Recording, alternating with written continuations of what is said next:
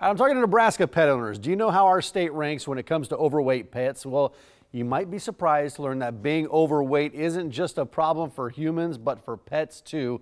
Here to share Banfield's 7th annual State of Pet Health report is veterinarian Dr. Kirk Bruninger. Thanks for joining us this morning. Doctor, how are you? Good. Thank you for having me. Thanks for being here. So how does Nebraska rank in this list of states with overweight pets?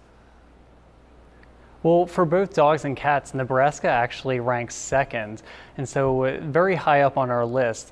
But I think, this is just a growing trend that we've been seeing across the country over the past 10 years with an increase in the prevalence of overweight pets, which has increased from 160 to 170% over that 10-year period.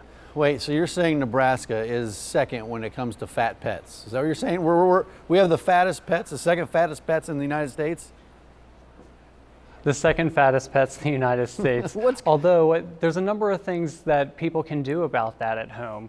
And I'd say the number one thing that they could do is partner with their veterinarian to actually determine if their pet is overweight or not and educate themselves about, is my pet overweight? Just looking at your pet from a bird's eye view, you can see that waistline has a little tuck to it, which it should. They should be able to feel the ribs very readily. If they can see the ribs, then they're probably underweight, but if they can't feel the ribs at all, then they're probably overweight. Gotcha. What's causing this, I guess, this continued increase of overweight pets? What's causing all this?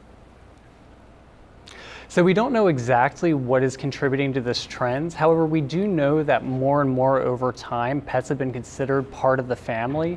And with that, we like to use food as a form of communication and to show love. And it becomes very easy for us to give too many treats to our pet within a single day. Yeah, I'm not going to mention names here. We've got a couple dogs, and I don't think they're overweight, but I've got a friend who you can tell this dog is overweight, right? And I've said, man, that thing, that dog's overweight. He's like, no, it's not overweight, but this thing is huge. What are the health consequences for an overweight pet? There's a number of health consequences. We've seen over 20 different diseases have been linked with pets being overweight. And I'd say with dogs, arthritis ranks very high with them. We can also see other diseases like hypothyroidism.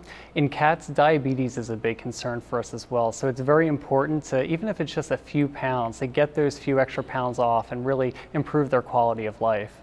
Okay, so if I was able to get my friend's dog into the vet, convince him to get him in, and then he finally figures out that the pet is overweight.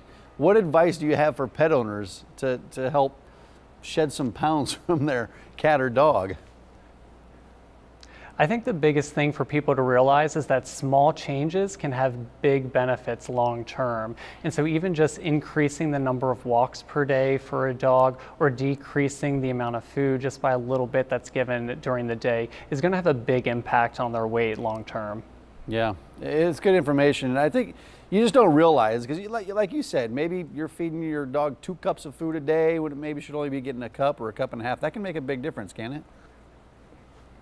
It can, and it can also be difficult for people to figure out what is the right amount of food I'm supposed to be feeding my pet. And that's why it's really important for people to partner with their veterinarians so that they can come up with the appropriate diet and weight loss plan for that pet. Yeah, makes a lot of sense, Doctor. Where can people go for more information?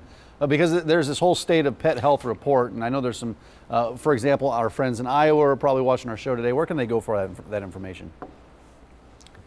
For more information, they can go to stateofpethealth.com, and they can also find disease-specific data and more state-specific data there too. All right. Well, thanks for the info, Doctor. We appreciate it. Thanks for the opportunity. You betcha. Kelly, over to you.